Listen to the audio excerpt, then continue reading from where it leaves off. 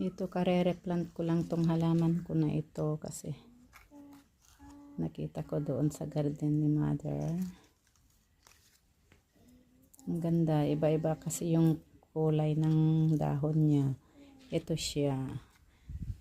Matagal na sa amin ito, kaya lang lagi sa araw. Kaya ngayon ko lang napansin talaga. Ang ganda pala. Ganito noon.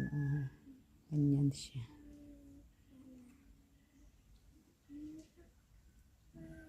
Very nice.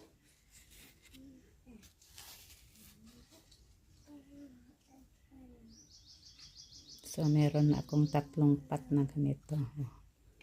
1, 2, 3.